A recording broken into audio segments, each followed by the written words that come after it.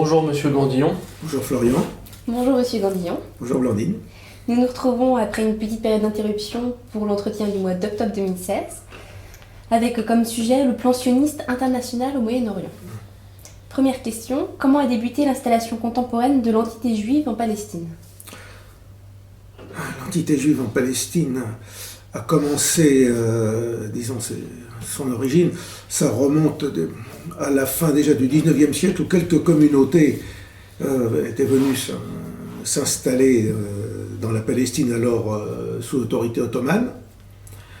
Et le mouvement d'installation de juifs, le mouvement sioniste, s'est développé à partir du 7e congrès international sioniste de 1905, à l'instigation de Herzl, qui avait écrit un livre, l'État juif, et dans lequel, après avoir choisi diverses implantations possibles, les sionistes ont jeté leur dévolu pour créer une entité politique juive en Palestine, qui était la terre ancestrale du peuple hébreu, et dont ils avaient été progressivement chassés à l'époque romaine. Alors, à partir de ce moment-là, la population nombre de juifs d'Europe, surtout d'Europe centrale, venant de Pologne, de Russie, notamment, c'est de là que viennent les Ben Gourion, Shimon Peres, ont commencé à s'installer, mais en même temps en développant l'idée socialiste sous la forme de la création de kibbutz, qui étaient à la fois des communautés de production, des communautés de vie, et en même temps, évidemment, des communautés de défense. Et donc vous dites que c'était pas encore tout à fait ce que ça va devenir en fait ? Non. Le coup d'envoi réel a été donné en 1917 à la suite de la déclaration Balfour. C'est-à-dire qu'à l'époque, le gouvernement britannique avait besoin de chimistes fabriquant des gaz et autres produits pour la guerre, et il s'était trouvé un chimiste éminent, Ezer Weizmann, qui avait dit oui, bien sûr, on vous aide et autres, mais il faudrait quand même penser aux projets sionistes et à la volonté des Juifs. Et par différentes tractations, on en est arrivé à la fameuse déclaration Balfour, qui a lancé l'idée d'un home juif en Palestine. Palestine qui, à l'époque, était peuplée d'Arabes, de populations arabes, à la fois musulmanes et chrétiennes, et donc le peuple palestinien. Pendant la Grande Guerre, finalement, ou même après, et à travers Balfour, qui était l'homme des Rothschild, d'ailleurs. Qui était l'homme des Rothschild, Balfour, oui. Voilà. Et dans les années 20, 30, la population juive a commencé à se développer de manière très importante, créant des conflits avec les populations arabes, et même avec le gouvernement britannique qui avait obtenu le protectorat sur la Palestine lors des traités de 1919. Contre la Turquie, finalement, à la place. Contre la Turquie, oui. Ils avaient remplacé la Turquie. Il y avait eu c'est pas un protectorat, c'était un mandat. Il y avait le mandat britannique en Palestine et en Jordanie. Il y avait eu le mandat français au nord, en Syrie. Et d'ailleurs, l'histoire, pendant un temps, on ne devait pas avoir les mêmes territoires que ceux qu'on a eu par la suite, mais les Anglais ayant eu vent qu'il y avait eu du pétrole, notamment en Irak, se sont arrangés pour récupérer l'Irak et le pétrole de Mossoul. Mais ça c'est autre chose. Enfin, il se trouve que les Anglais assuraient l'ordre en Palestine, et qu'évidemment ils sont entrés à un moment en conflit avec les Juifs qui avaient créé une sorte d'armée, une milice, la Haganah. Pendant la Seconde Guerre mondiale, d'ailleurs. Pendant la Seconde Guerre mondiale. Et après 1945, avec l'afflux de tous les Juifs qui quittaient l'Europe, on est arrivé à une population de plus de 2 millions et demi de Juifs en Palestine. Donc des grandes émigrations. Des grands mouvements d'émigration. Vous pensez en 56, 67, c'est Non, pas là, là, c'était dans les années 45-47. Ah oui, vraiment. Tout de suite après le lendemain de la guerre, Après la guerre. les Juifs qui quittaient l'Europe centrale. Mhm. Ils sont venus en très grand nombre. Et à ce moment-là, il y a eu donc la création la volonté de créer un État juif en Palestine, qui s'est traduit par la déclaration d'indépendance de 47-48, et suivi d'une guerre qui a permis aux Juifs de créer l'État d'Israël. Alors, l'État d'Israël s'est créé en grande partie par l'expulsion manu militari des populations arabes qui habitaient sur ces terres. Essentiellement paysannes ou... Essentiellement paysannes. Alors, l'expulsion a été d'autant plus facile que les cadastres étaient quasiment inexistants et ceux qui existaient ont été opportunément détruits. Et donc, une grande partie de la population palestinienne a été chassée de ses terres d'origine, est partie en exil en Jordanie, oui, beaucoup plus tard au Liban. Ce qui fait que la Jordanie est un État en partie palestinien, au point que dans les années 70, le roi Hussein de Jordanie a été obligé de faire une opération si on peut dire, de nettoyage des Palestiniens, c'est l'opération Septembre Noir, pour arriver à maintenir son pouvoir. Il y a eu la même chose au Liban. Les populations palestiniennes qui déstabilisent en fait... Qui déstabilisaient les États existants de par leur importance et par leur volonté d'exister, quoi. Oui, c'est intéressant, oui, c'est que ça, eux aussi émigrent en réaction et ça cause d'autres soucis à côté. Ça cause d'autres soucis. Voilà. Et cette création de l'État juif en Palestine, c'est un processus continu depuis 1905, la décision de créer une entité juive en Palestine, et jusqu'à nos jours.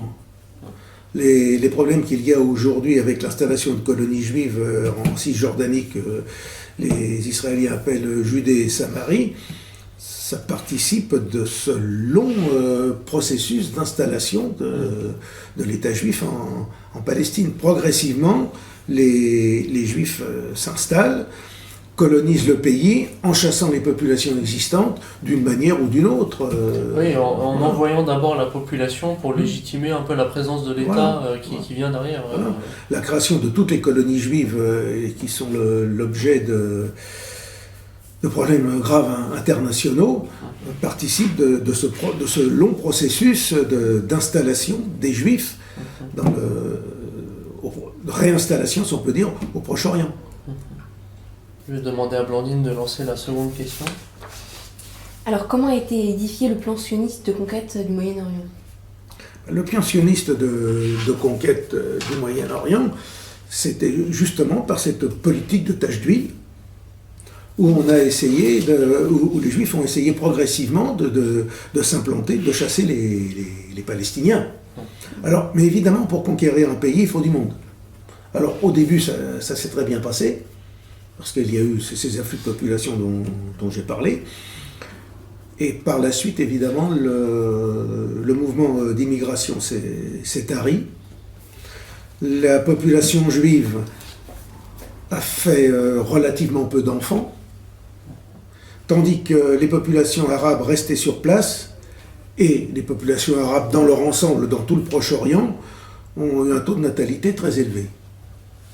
Donc le problème qui se pose maintenant, c'est un problème de rapport de force démographique.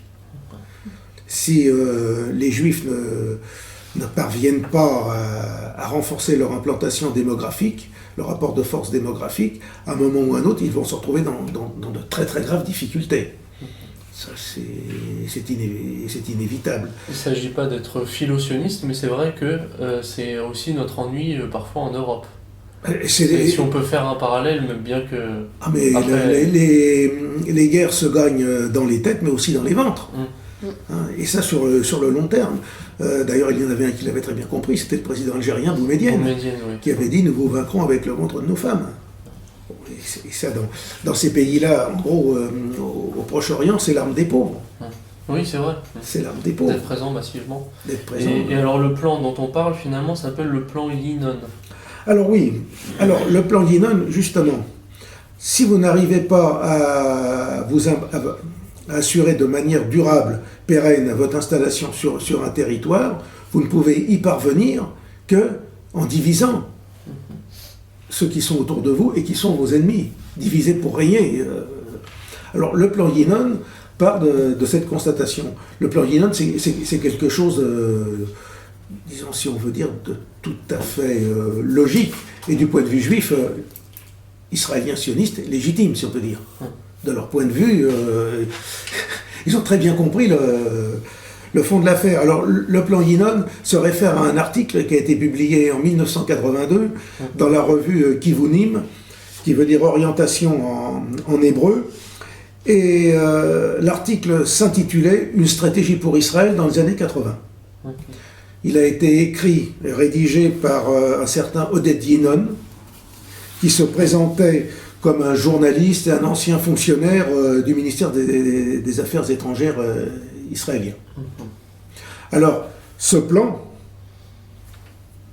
est longtemps resté confidentiel, mais a été diffusé à la partie palestinienne, arabo-palestinienne, par un représentant de la Ligue des droits de l'homme israélienne, Ehud Shahak, Israël Shahak, oui. Qui leur a communiqué donc ce plan, et à partir de ce moment-là, il a commencé à avoir une certaine publicité, au moins dans Monde Musulman. Oui, il s'est opposé, c'est vrai, au régime. On peut dire, d'ailleurs, il est un peu plutôt de gauche. Il est plutôt de gauche, pour faire simple, mais oui. Du coup, opposé au régime sioniste. Opposé au régime sioniste en place. En disant notamment que c'est pour la sécurité d'Israël, ils ont tendance à vouloir dévaster tous les alentours. Et voilà, oui. C'est un peu ça pour eux. Et il a divulgué le plan dans le contexte d'une opération israélienne qui était l'affaire de paix en Galilée et qui était consécutive à l'affaire des massacres des camps de Sabra et Shatila. Alors, dans le plan Yinon, tout simplement, c'est de parvenir à monter les populations du monde musulman les unes contre les autres. Enfin, je dis du monde musulman, il y a quand même de fortes minorités chrétiennes au Proche-Orient, qui sont les résidus de moyen-oriental, oui. Moyen-oriental, qui sont, on peut dire, les résidus d'une population entièrement chrétienne à la fin de l'Antiquité, et qui s'est retrouvée progressivement laminée par la conquête arabe et l'islamisation de ces régions. C'est quand même... à partir du 8e siècle. À partir du 8e siècle. Bon. Mais disons, pour faire rapide, c'est le monde arabo-musulman, ou le monde musulman tout simplement. Yinon a remarqué que c'était tout sauf un monde unifié et un monde uni, et que le but c'était d'y semer le chaos et en attisant les divisions. Alors Yinon, je vais simplement faire une citation de son texte. Il dit « Le monde musulman arabe est construit comme un château de cartes temporaire bâti par les étrangers, la France et la Grande-Bretagne au XXe siècle. » Je faisais référence tout à l'heure au fameux mandat britannique et français au Proche-Orient, sur les décombres de l'Empire ottoman, sans considération pour les souhaits et aspirations de ses habitants. Il a été arbitrairement divisé en 19 États, chacun fabriqué à partir d'une combinaison de minorités et de groupes ethniques qui sont hostiles les uns aux autres, de sorte que chaque État d'aujourd'hui fait face à une destruction ethnosociale de l'intérieur, et la guerre civile fait déjà rage dans certains d'entre eux. C'est pas très faux, c'est pas faux d'ailleurs, mais ils veulent l'attiser. Oui. Alors ils veulent l'attiser. Alors effectivement, en 82, le premier pays qui était visé par ça, c'était le Liban. Le Liban qui était en proie à une guerre ethno-religieuse. Mais depuis, on a bien vu avec l'Irak, qui est divisé en trois entités. L'entité chiite, au sud de Bagdad, jusqu'au golfe Persique. Vous avez l'entité sunnite, autour de Bagdad et au nord vers Mossoul, qui a donné d'ailleurs naissance à l'État islamique 3-4 ans. Et vous avez l'entité kurde. Voilà. Vous avez même la Turquie, si l'on veut prendre. La Turquie n'est pas un pays uni. C'est d'ailleurs une des sources de son instabilité. vous avez une partie de la population turque qui est effectivement sunnite. Vous en avez une autre très importante, 20-25% de la population, qui est alévi, c'est-à-dire en gros ce sont des sortes d'alaouites, la religion de Bachar al-Assad comme en Syrie, bon, qui eux n'acceptent pas le côté islamiste d'Erdogan et qui recrutent pas mal pour les troupes kémalistes, qui sont considérés comme des hérétiques par les musulmans, par les islamistes les plus durs, et même les autres d'ailleurs, par les frères musulmans. Et vous avez en plus tous les Kurdes dans l'est de la Turquie, Kurdes d'ailleurs qui se sont installés sur des terres desquelles ils ont chassé en grande partie les Arméniens. Oui, on en revient. Et là, c'est un autre problème. Oui. Voilà. Bon. Vous avez la Syrie, on le voit aujourd'hui. La Syrie est divisée en différentes entités. Vous avez les Druzes, vous avez les Alaouites, vous avez les Sunnites, vous avez les Kurdes, une petite minorité, mais ça suffit pour attiser, pour diviser. Vous avez en Égypte, il est vrai qu'en Égypte, vous avez une grande majorité de musulmans, en gros 90%, et vous avez 10% de chrétiens qui habitent toute la région du sud de l'Égypte, la région d'Assiout, où ils sont majoritairement chrétiens. Et dans son plan, le plan Yinon, il suggère de créer un État copte, donc un État chrétien, dans le sud de l'Égypte. Moyen de diviser l'Égypte, après tout, on en reviendra à la haute et basse Égypte. Mais ensuite, il scrute la Libye. Bon, la Libye qui est constituée de trois entités, la Tripolitaine, la Cyrénaïque, et puis le Fezzan, et puis le sud saharien. Aujourd'hui, on voit comment les choses ont évolué. Là, c'est bien la division majeure qui existe actuellement en Libye, que Kadhafi avait réussi à unifier par des politiques de diplomatie, de mariage et autres. Et lui, le fait qu'il appartenait à une petite tribu, donc a priori, il n'était pas trop dangereux pour les autres. Et vous continuez, vous avez l'Algérie qui a été en première guerre civile dans les années 90. Et il faut s'attendre dans les années à venir, lorsque Bouteflika, qui est plutôt grabataire, va disparaître, à voir... ça risque de reprendre. Parce que dans les années 90, on connaît mal, mais c'était les intellectuels algériens qui étaient occidentalisés, qui se sont fait liquider, quoi. Qui se sont physiquement. fait liquider, voilà, oui. Voilà. Vous savez, et dans les années à venir, lorsque la camarilla militaro-économique est au pouvoir... va avoir à désigner un successeur, que les revenus du pétrole ne vont peut-être pas durer autant qu'ils le font actuellement pour acheter la paix civile, il va y avoir des problèmes assez graves. Il y a même un an ou deux, on nous disait qu'il va y avoir des prévisions dans les quelques années qui viennent, on va avoir 3 à 4 millions d'Algériens qui vont venir en France. Bon. Ouais, d'accord. Voilà. Forcément, ça provoque l'émigration et tout ça. Le seul pays qui tient, c'est le Maroc. Oui, qui est une longue nation, une vieille nation. Oui. Le Maroc, c'est une vieille nation. Elle est passée directement du paganisme à l'islam, sous les Idrissides. Et en plus, le roi du Maroc est en même temps calife, commandeur des croyants. Ça maintient une certaine stabilité. Et même là, si pendant un temps, on a pu penser que Mohamed VI aurait pu se faire circonvenir, il tient bien les rênes du pouvoir.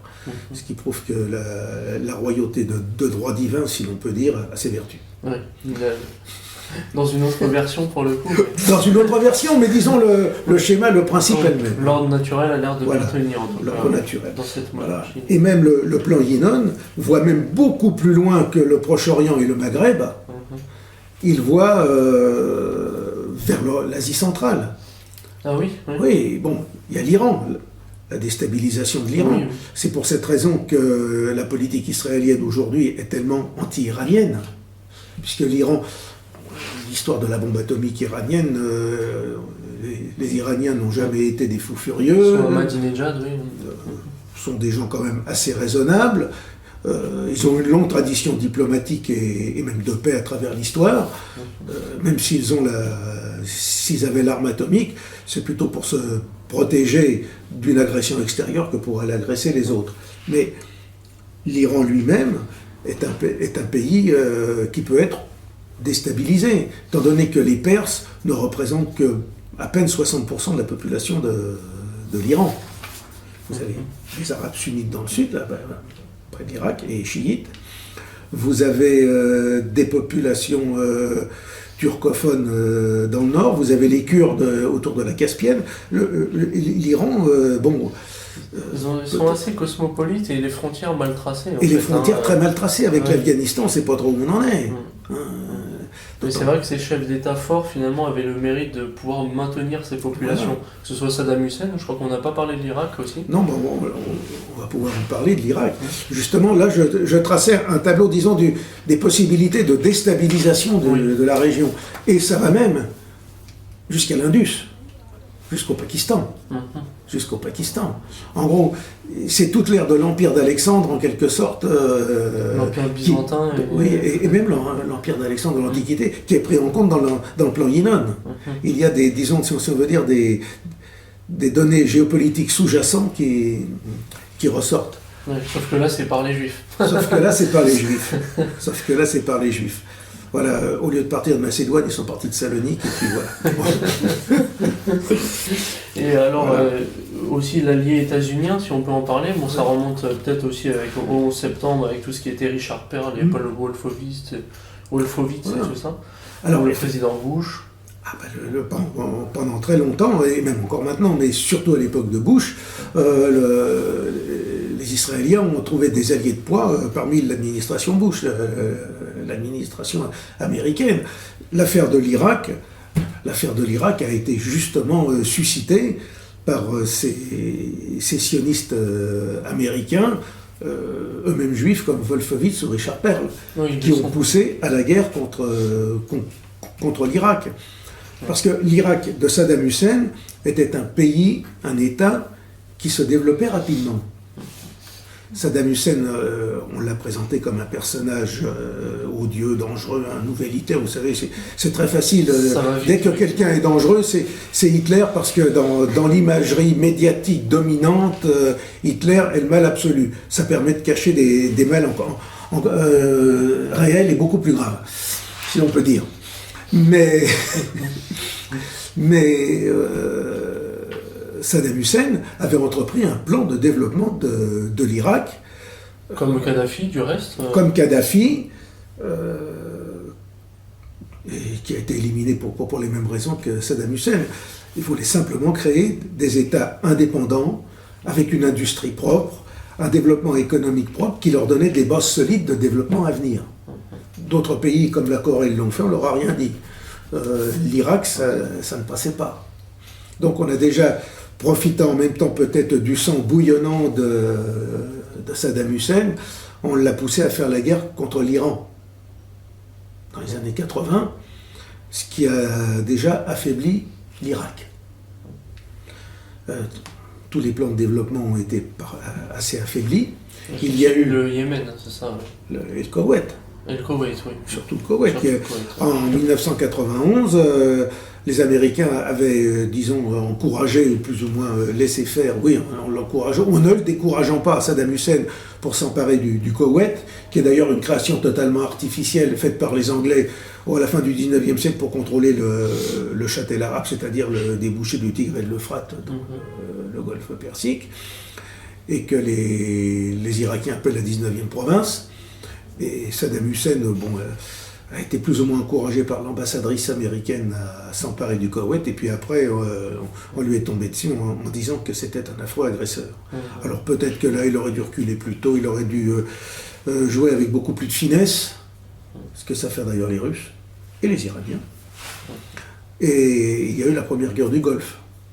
Et ensuite, il y a eu le pilonnage, le matraquage, disons, à la fois aérien, économique, sanitaire, parce que la mise sous embargo de l'Irak après la première guerre du Golfe a quand même été la cause d'1 500 000 morts, notamment d'enfants.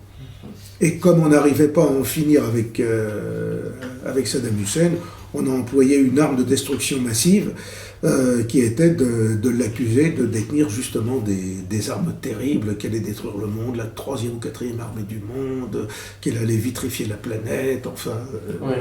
Et il y a eu à l'époque tout un bourrage de crâne,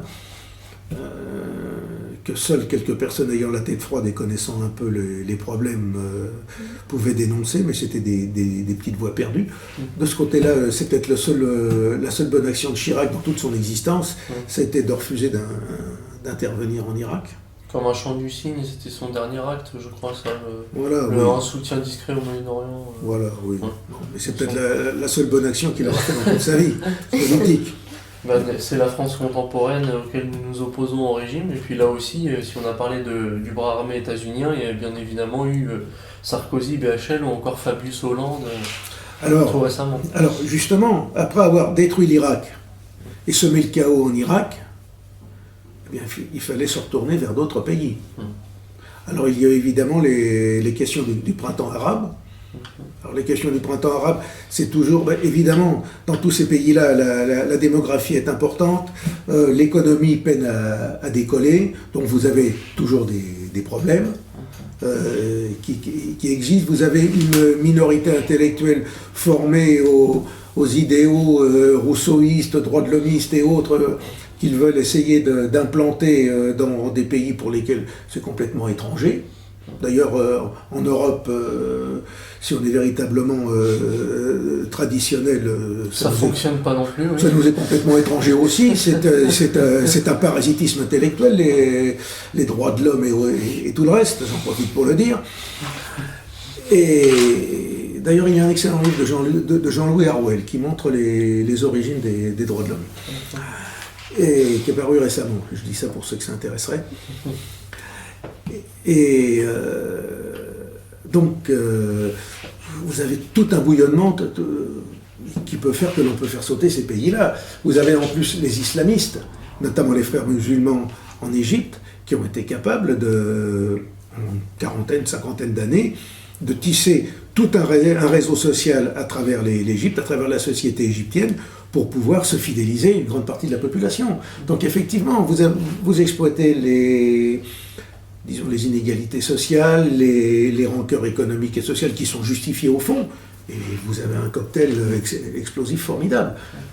Et profitant de tout cela, Sarkozy, avec BHL en 2011, en ont profité pour déstabiliser la Libye. D'autant plus que d'après ce que l'on croit savoir, et c'est encore confirmé par des papiers trouvés récemment sur un ancien ministre libyen, Sarkozy voulait essayer de dissimuler quelques papiers compromettants concernant les financements de sa dernière campagne. De sa campagne électorale 2007. Oui, qu'il a fait. Voilà. Et donc, on a déstabilisé la Libye. Ensuite, avec Hollande, on déstabilise totalement la Syrie. Là, dans la situation actuelle, les Israéliens peuvent être tranquilles pour un petit bout de temps. Parce que c'est pas Assad qui va s'en prendre à l'État d'Israël pour récupérer le Golan. Et il est assez occupé avec ces islamistes qui sont soutenus par les États-Unis, et sûrement en sous-main, on l'apprendra bien un jour par d'autres personnes. À qui ça profite, oui. À qui ça profite. Hein. Et là, on va continuer avec la géopolitique. Voilà, la troisième question. Alors, quel est le projet de conquête territoriale nommé le Grand Israël ?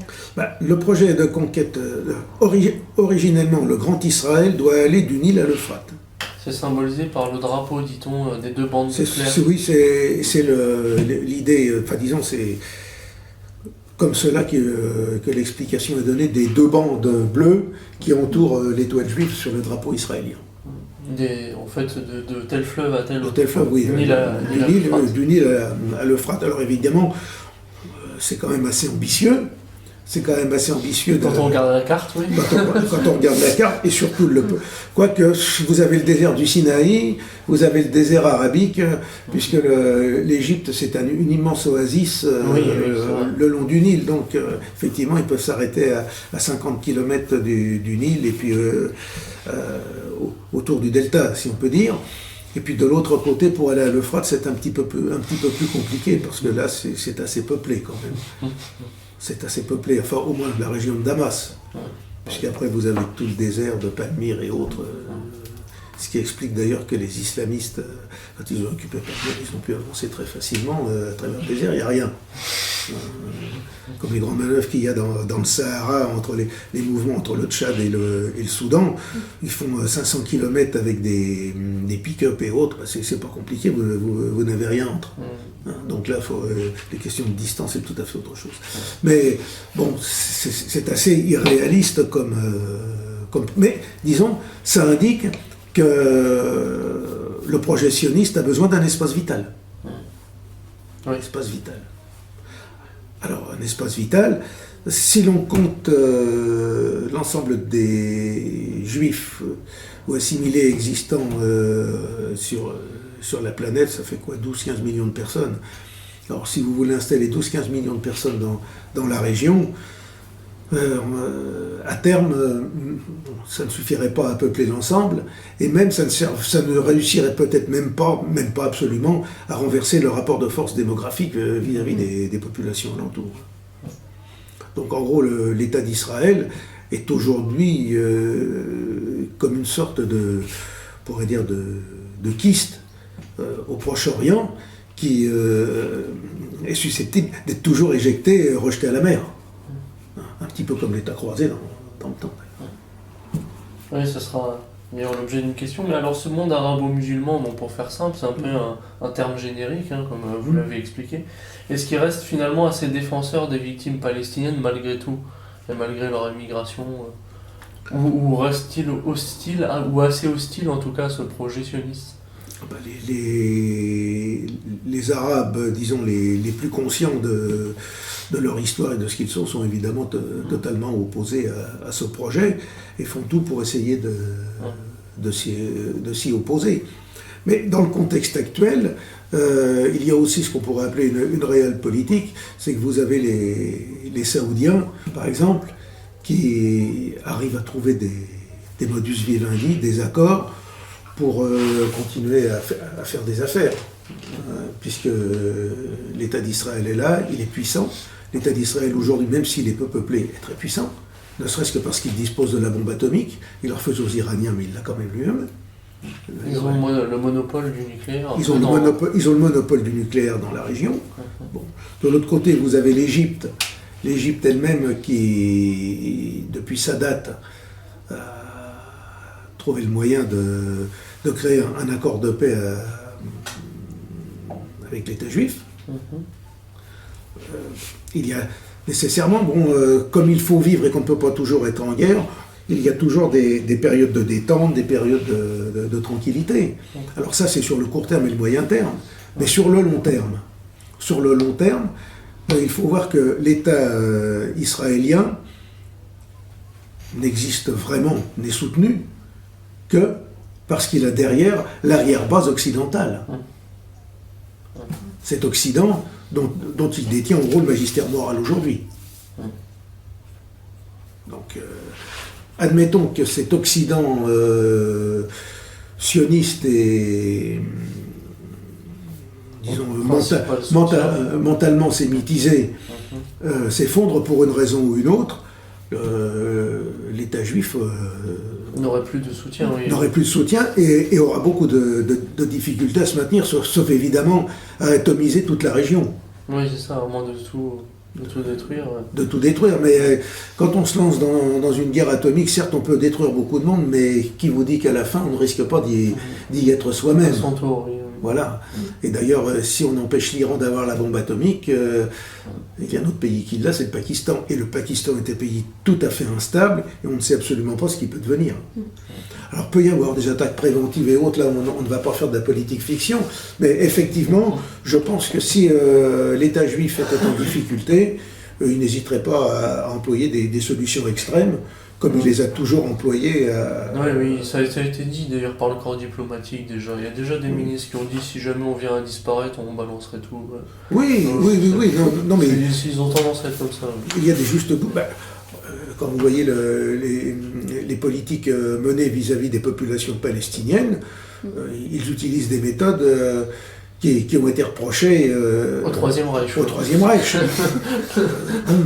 Le massacre de Der Yassin par l'Irgun, Et puis le groupe Stern, avec, qui a été ministre, Itchak, comment il s'appelle, qui est mort. Enfin, il y a eu... bon. J'ai pas le nom là. Non, il y a eu deux premiers ministres israéliens bon, qui ont du sang sur les mains d'avoir pratiqué, si on veut dire, des oradours en Palestine. Bon, ils ne font pas dans la dentelle.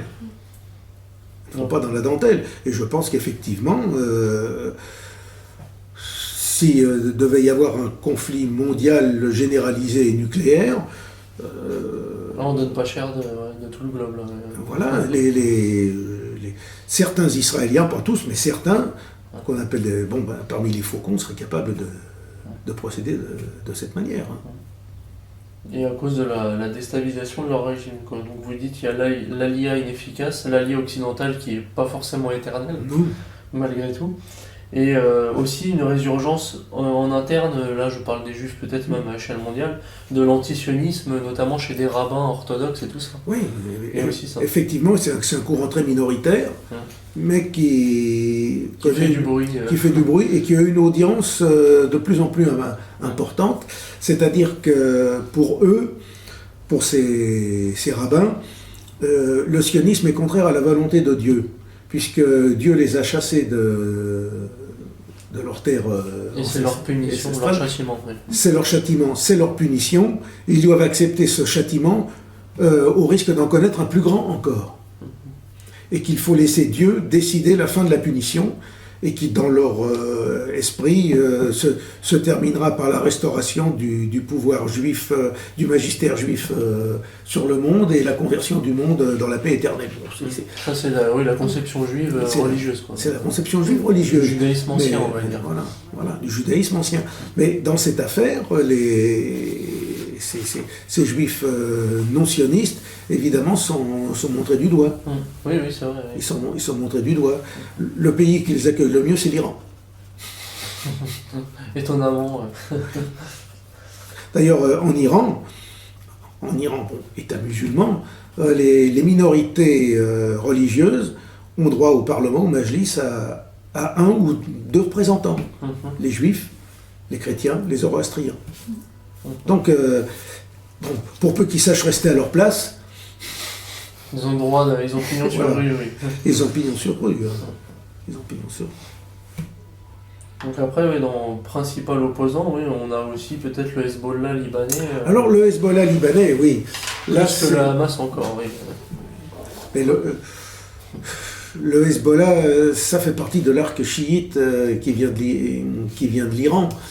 Et effectivement, je ne pense pas que le Hezbollah pense pouvoir détruire l'État d'Israël. Eux aussi sont montrés du doigt carrément comme groupe terroriste. Mais ils sont montrés comme groupe terroriste.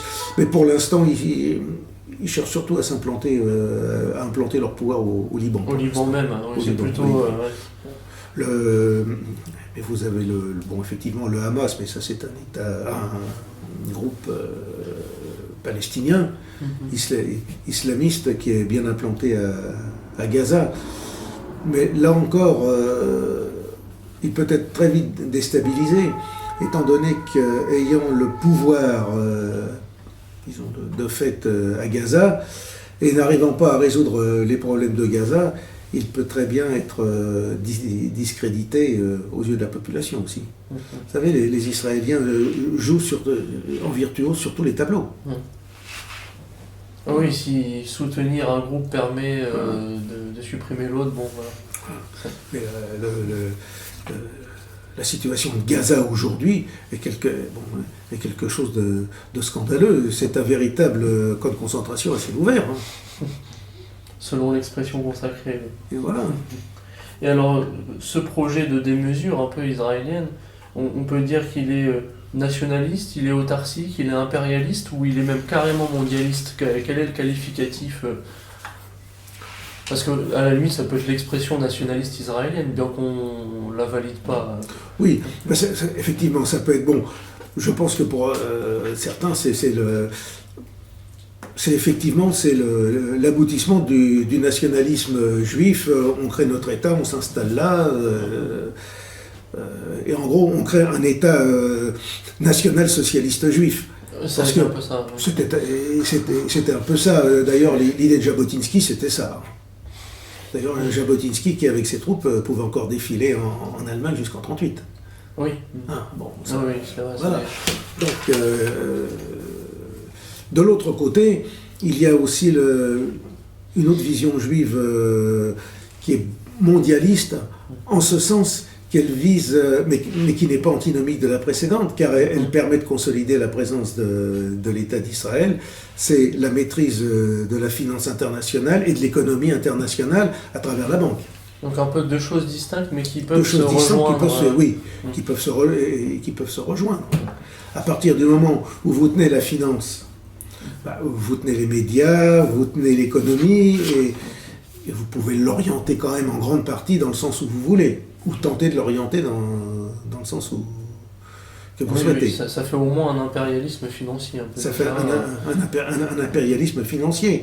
Puis il y a le messianisme juif qui présente le peuple juif comme le peuple prêtre de la planète, et qui, après, disons, ça...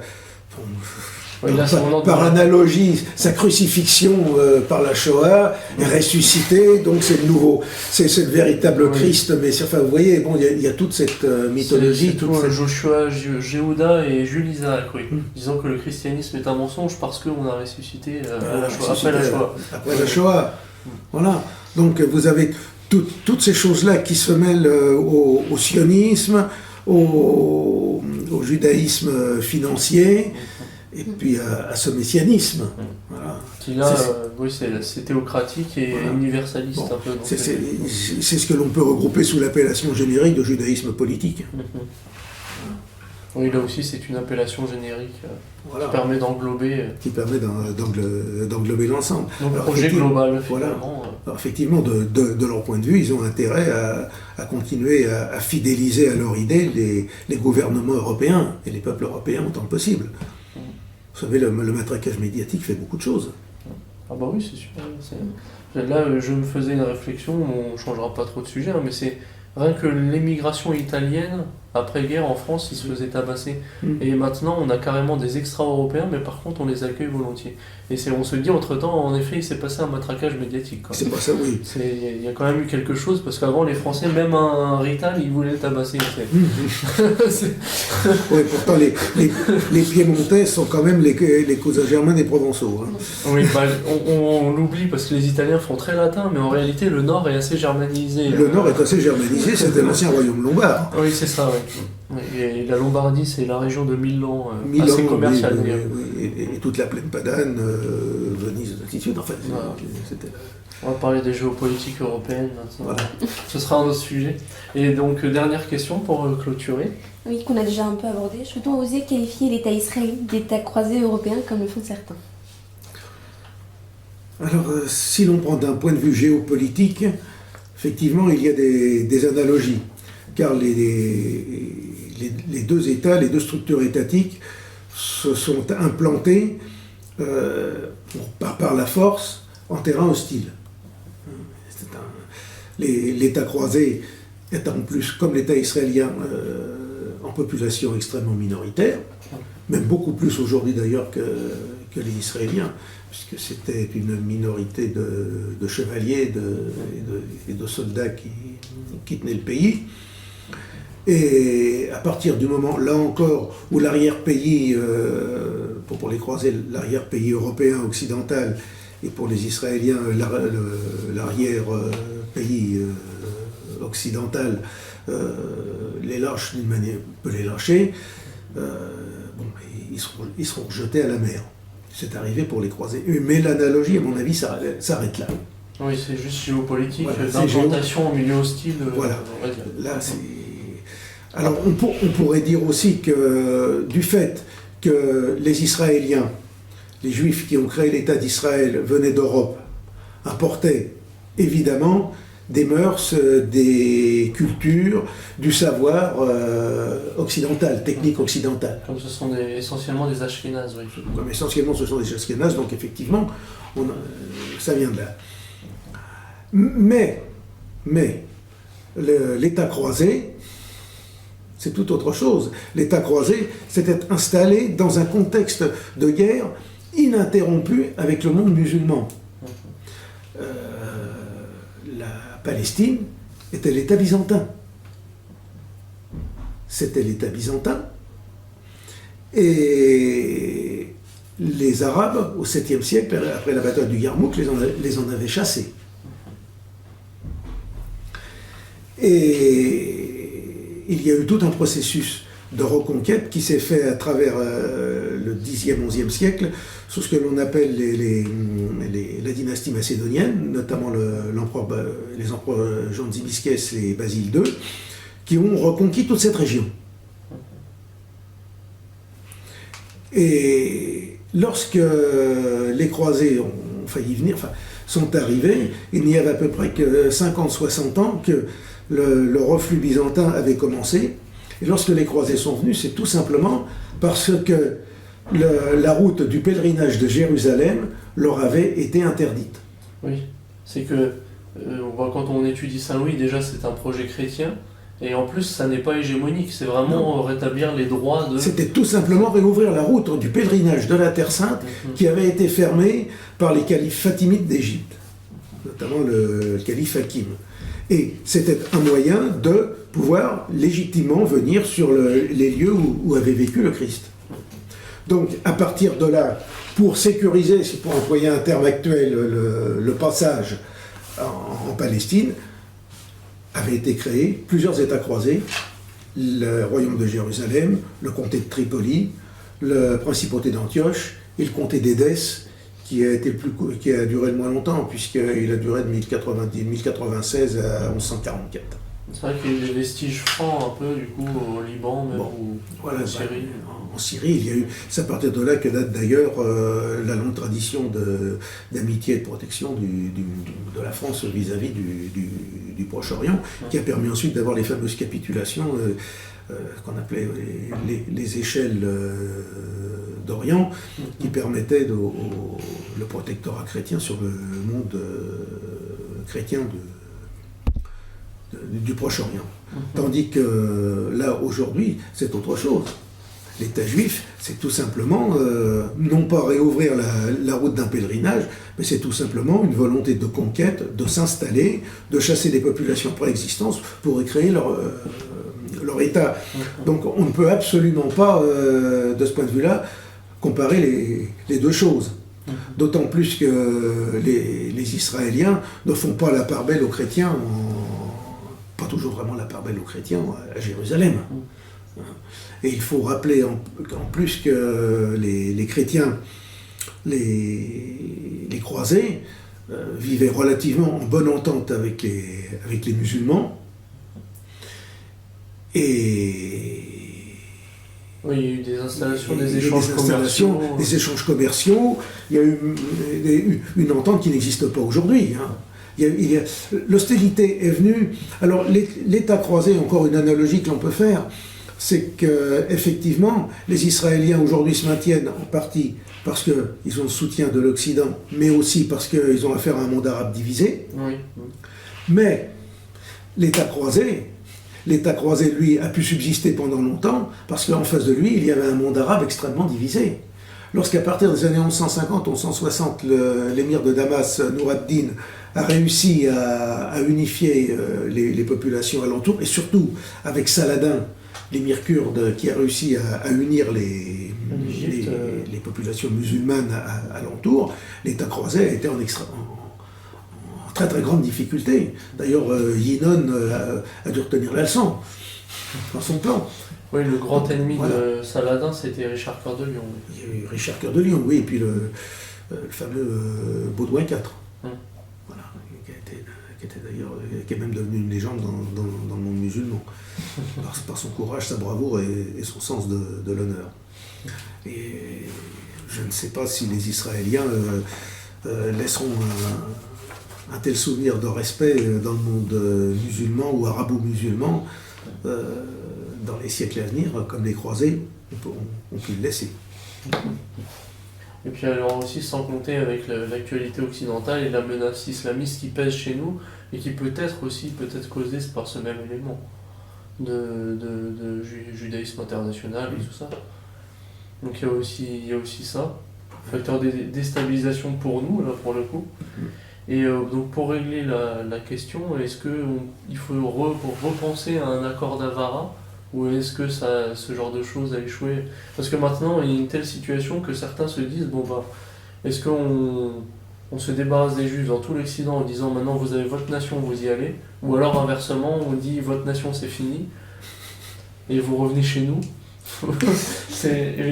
Est-ce que c'est une question insoluble ou... La question insoluble, la question c'est nécessairement, à partir du moment où vous avez des populations avec une identité particulière qui existent, bon ben, il faut leur trouver une terre. Il faut leur trouver une terre. En principe, oui, c'est vrai. Oui, parce que est-ce que les Juifs bénéficient d'un particularisme par rapport aux autres peuples? Staline avait réglé le problème, il avait créé le Birobidjan. C'est quoi ça déjà? Le Birobidjan, c'était un État soviétique pour les Juifs installés à la limite de la Sibérie et de la Chine. Ah oui. Voilà, mais ça existe toujours. D'ailleurs, il y a une gare sur la ligne du Transsibérien. En souvenir des heures les plus sombres? Oui, il y a 200, je crois qu'il y a encore 250 000 Juifs qui sont là-bas. Ah oui, du coup, ça persistait. Comme certains ont eu l'idée de les envoyer à Madagascar, mais c'est peut-être moins gentil. Ouais, c'est peut-être moins gentil pour les Malgaches, oui. Non, quant à faire, il faut trouver un endroit où ils peuvent vivre, ou alors, vous avez, mais ça, ce n'est pas dans la mentalité chrétienne, non, mais c'est le système de la hiérarchisation communautaire. La hiérarchisation communautaire, vous pouvez avoir plusieurs populations qui vivent sur un même sol, mais il y en a qui dominent, qui ont tous les droits, et les autres qui en ont beaucoup moins, et qui sont des citoyens de seconde zone. C'est d'ailleurs pour ça que sous l'Empire ottoman, vous aviez pu avoir la coexistence des chrétiens, des musulmans, des juifs, parce que vous aviez les musulmans qui dominaient, qui avaient tous les droits. Et les autres tout en bas, en dessous du sol. Et en dessous, les dhimmi. Non, mais ça, c'est général. En Pologne, les problèmes entre l'importante population juive et les populations chrétiennes polonaises se réglaient à peu près bien, aussi longtemps que les Juifs s'administraient dans leur propre communauté, dans les Kahal, leur propre communauté. À partir du moment où on a supprimé le droit communautaire juif et qu'on a voulu imposer autre chose, c'est la sécularisation qui s'est produite avec les lumières de la Aufklärung de Mendelssohn, par exemple. Eh bien, vous avez eu le problème que l'on a eu après. Les Juifs voulant continuer à vivre selon leurs propres pratiques, leur propre façon de faire, tout en restant en voulant les mêmes droits et en ayant les mêmes droits que les chrétiens. Voilà, les problèmes en Pologne sont en grande partie venus de là. Si vous avez la hiérarchisation communautaire, chacun vit selon ses propres lois, mais il y en a qui dans une hiérarchisation, une inégalité, les choses se passent. Mais autrement, si vous refusez ça, c'est la partition territoriale. Alors le problème, après, ça va être de trouver... donner des territoires, oui. Mais là, Staline, c'est un peu le retour des ghettos juifs, finalement, un peu à sa manière. Un petit peu. Oui, mais c'était un État, remarqué. C'était un État indépendant. Mais d'ailleurs, les nationaux-socialistes avaient aussi la même idée. Mais Finkielkraut, je crois qu'il est sur cette ligne-là en tant que juif, vouloir être juif communautaire, donc je l'ai déjà vu, ça m'avait étonné, critiquer la Révolution française en disant que c'était universaliste, assimilationniste, donc c'est pas bien parce que ça nous force à quitter notre judaïté. Et d'ailleurs, le sionisme de Herzl est venu en réaction. En réaction au phénomène assimilationniste qui se passait dans l'Empire austro-hongrois. Ils avaient fait la constatation que si on continuait sur la même lancée, un jour il n'y aurait plus de juifs en Europe centrale. Oui, c'est ça, oui. Donc à la limite, pouvoir se mettre d'accord avec les juifs pour une solution, dans l'absolu, oui. Rien n'est fixé, mais voilà. Rien n'est fixé, mais enfin bon... que chacun vive chez soi sans embêter les autres. Et vous pensez vraiment que ça ne fait pas chrétien, la hiérarchisation des populations Ça ne fait pas partie de notre façon de concevoir les choses. Bien que je vous dis, dans la pratique, ça se soit appliqué en Pologne. Oui, et pourtant sous régime... Voilà. Et même nous, en Algérie, puis, à partir du moment, dans les années 1870, les Arabes musulmans avaient la possibilité de devenir français, mais à condition d'abandonner la charia, le droit musulman. Et très très peu l'ont fait. Ils ont préféré conserver le droit musulman, le droit islamique, ce qui a fait qu'il y avait, de par la force des choses, deux communautés en Afrique du Nord, donc une hiérarchisation. À partir du moment où ils conservaient le droit islamique, le droit musulman, le droit coranique, eh bien, ils ne pouvaient pas accéder à tous les droits de la citoyenneté française. Chose qu'ils ont obtenue en 58, mais très tardivement, je veux dire. Mais nécessairement, c'est un schéma de base, un schéma fondamental, où vous avez plusieurs populations qui vivent sur un même sol, mais elles sont hiérarchisées. Avec une dominante.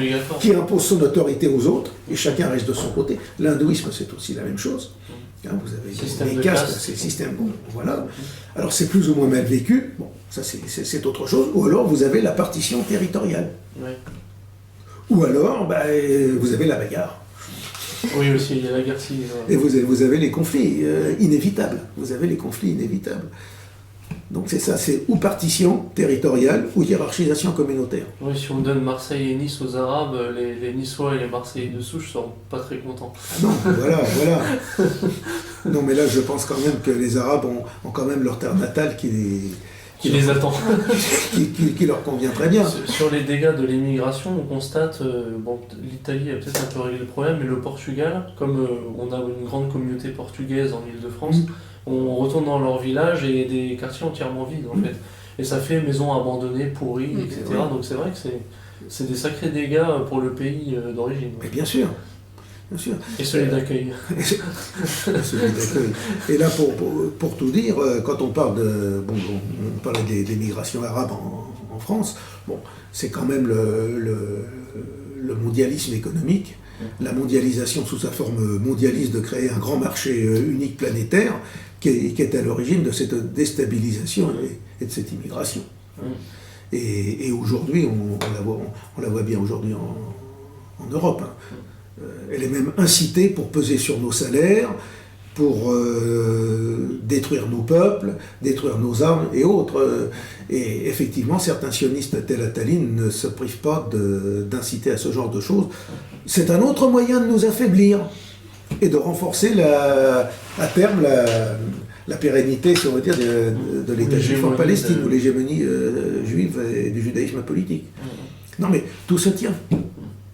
Alors évidemment, comme ce sont eux qui détiennent les médias et qui détiennent le magistère spirituel actuellement en Occident, lorsque vous critiquez ces choses-là, vous êtes tout de suite montré du doigt et traité comme un infâme personnage. Grand bien vous fasse alors. Et puis cet entretien touche à sa fin du coup. Merci Monsieur Godillon d'avoir répondu à nos questions. Dans les prochains entretiens, nous traiterons d'autres sujets comme la France, les Europes et l'Occident, nation, nationalisme et universalité, la France contre les robots, le réchauffisme et le climato-sceptisme, l'économie orientée nationale-socialiste, etc. Pensez à vous abonner à la chaîne afin d'être prévenu de l'apparition des vidéos. Pensez aussi à vous abonner à la revue. Pour les personnes qui veulent s'abonner à Militant, il suffit d'envoyer pour un abonnement d'essai 25 € ou un abonnement annuel de 59 € à l'adresse suivante, Journal Militant, boîte postale 154, 75 463, Paris CEDEX 10. Et le site internet est revue-militant. Le site internet, oui. revue-militant.fr. Pour suivre l'actualité dont les éditoriaux sont au moins disponibles en ligne. Voilà. Merci encore. Merci Blandine, merci Florian.